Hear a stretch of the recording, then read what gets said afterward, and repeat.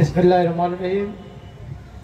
শহীদ জিয়া স্মৃতি football tournament 2024 এর আজকে লালমনিরহাটের এই ফুটবল খেলার তৃতীয় দিন। যিনি আয়োজক, যিনি লালমনিরহাট নয়, এই উত্তরবঙ্গের একজন সবার কাছে জনসমাদৃত নেতা। আমি ওনার ব্যাপারে কোনো বিশেষণ ব্যবহার করতে চাই না। আসাদুল হাবিব দুলু নিজে একটা প্রতিষ্ঠান, নিজে একটি প্রতিষ্ঠান। এই যিনি প্রতিষ্ঠান হয়ে যায় তার ব্যাপারে কোনো বিশেষণের প্রয়োজন হয় না। আমি যতই তাকে দেখি ততই মুগ্ধ হই। তার সাথে আমার দিনাজপুরে 1997 সালে আমাদের ইউনিয়ন পরিষদ সম্মেলনে রাত্রি 1টার সময় দেখা। তার সেদিনকার অভিভূত কর্মকাণ্ড দেখে তার সেই অভিভূত না, মানে সেই একটি কর্মযোগ্য যেটি অসম্ভবকে সম্ভব করে 10,000 লোককে রাত 2 ঘন্টার মধ্যে খাওয়ানোর ব্যবস্থা, গানের আয়োজনের ব্যবস্থা, এবং তার সাথে সেদিন আমার পরিচয়। এই পরিচয়টি আমি মনে করি আমৃত্যু পর্যন্ত যেন থাকে একটি ভালো মানুষের সাথে আমার। আমি আজকে দুটি কথা বলতে চাই, যার নামে আজকে এই শহীদ জিয়া স্মৃতি ফুটবল টুর্নামেন্ট। আপনারা জানেন এই মহামানব কিভাবে আমাদের কাছে আসলেন। 1970-এর নির্বাচন হলো, 1971-এ শেখ মুজিব ইয়াহিয়া খান ভুট্টোর সাথে আলোচনা করলেন। 25 তারিখ পর্যন্ত, 26 তারিখ ঢাকাতে হরতাল ডাকা হলো, কিন্তু 25 তারিখ রাত্রি ক্র্যাকডাউন হয়ে গেল। সেদিন এই জাতিকে যারা আন্দোলিত করেছিলেন, উদ্বেলিত করেছিলেন, স্বাধীনতার স্বপ্ন দেখেছিলেন, শেখ মুজিব আত্মসমর্পণ করে পাকিস্তান চলে গেলেন, আর আওয়ামী লীগের বাকি নেতারা আত্মগোপন করে ভারতে চলে গেলেন। জাতিকে দিক নির্দেশনা দেওয়ার কোনো ব্যক্তি ছিল না। সেদিন 8ম ইস্ট বেঙ্গল রেজিমেন্টের একজন উপ অধিনায়ক তার সিনিয়র যার অধিনায়ক কর্নেল জাঞ্জুয়াকে হত্যা করে বিপ্লব ময়দানের ড্রামের উপর দাঁড়িয়ে বললেন উই রিভল্ট, এবং 27 তারিখ চট্টগ্রাম কালুরঘাট বেতার কেন্দ্র দখল করে বাংলাদেশের স্বাধীনতার ঘোষণা দেন। এই ঘোষণার মধ্যে দিয়ে মহান মুক্তিযুদ্ধ শুরু হয়েছে, অন্য কোনো কারণে নয়। আপনারা দেখবেন 1971 সালের 17 এপ্রিল আপনার মেহেরপুর আমর কাননে তাজউদ্দিন সাহেব প্রধানমন্ত্রী হিসাবে শপথ গ্রহণ করেছেন। 10 তারিখে মন্ত্রিসভা শপথ হয়েছে, 17 তারিখ শপথ গ্রহণ করেছেন। তাজউদ্দিন সাহেব শপথ গ্রহণ করার পর ওনার মেয়ের বইতে আছে, আমরাও দেখেছি সেদিনকার পত্রপত্রিকায়, উনি বলেছেন, ওনাকে জিজ্ঞাসা করলেন দেশি বিদেশি সাংবাদিকরা, মাননীয় প্রধানমন্ত্রী আপনি কিসের উপর ভিত্তি করে আজকে এই প্রধানমন্ত্রী হিসাবে শপথ গ্রহণ করলেন, প্রবাসী সরকার গঠন করলেন? উনি এক কথায় উত্তর দিয়েছেন, কেন আপনারা শোনেন নাই?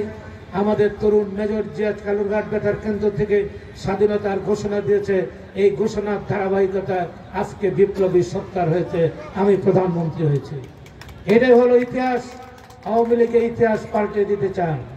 শেখ মুজিব 72 সালে ক্ষমতা আসলেন, এসে যেই সেনাবাহিনী এদেশকে মুক্তিযুদ্ধের রণাঙ্গনে নেতৃত্ব দিয়েছেন তাদের অস্বীকার করে ভারতীয় জলপাই রঙের বিএসএফ এর আদলে রক্ষী বাহিনী সৃষ্টি করে ইন্ডিপেন্ডেন্ট দিয়েছিল রক্ষী বাহিনীকে। যে কোনো মানুষকে হত্যা করতে পারবে, যে কোনো মানুষকে ধরে আনতে পারবে, কোনো আইন ছিল না। সেই কারণে শেখ মুজিব 40,000 দেশপ্রেমিক প্রগতিশীল নেতা কর্মীকে সেদিন হত্যা করেছিলেন।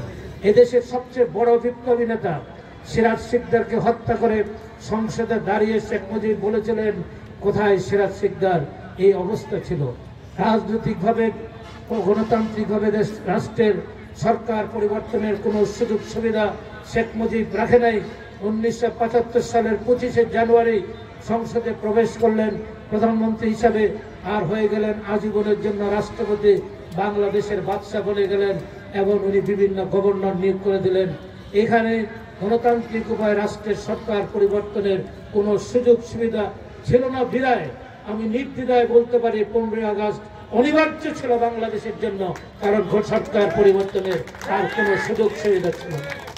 আরেকটি ঘটনা আপনারা দেখবেন, এই কথাটা বলে আমি বক্তব্য শেষ করব। 19 নভেম্বর খালেদ মোশাররফ কু করে শহীদ প্রেসিডেন্ট জিয়া রহমানকে তার বাসভবনে বন্দী করে রাখলেন, সায়েমকে রাষ্ট্রপতি করলেন।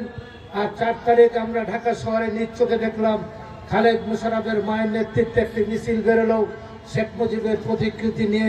সেই মিছিল 32 নম্বরে গিয়ে শেষ হওয়ার পর খালেদ মোশাররফের মা উদাত্ত আহ্বান জানালেন ভারতের কাছে, প্রয়োজন বোধে খালেদ মোশাররফের সরকারকে টিকে রাখার জন্য ভারতীয় সেনাবাহিনী দিয়ে যেন সাহায্য করে। তারপরে বাংলাদেশের অবস্থা পরিবর্তিত হলো। বীর মুক্তিযোদ্ধা, সেনাবাহিনী, মানুষ, এর মধ্যে একটি বিশাল পোলারাইজেশন পরিবর্তন হলো। 6 নভেম্বর মধ্যরাত্রির পরে সিপাহী জনতার ঐতিহাসিক বিপ্লব সংগঠিত হলো দেশের স্বাধীনতা সার্বভৌমত্ব রক্ষার জন্য, এবং তাদের প্রিয়নেতা শহীদ প্রেসিডেন্ট জিয়া রহমানকে তার বাসভবন থেকে এনে বাংলাদেশের রাষ্ট্রীয় ক্ষমতার পাদপীঠে নিয়ে আসে।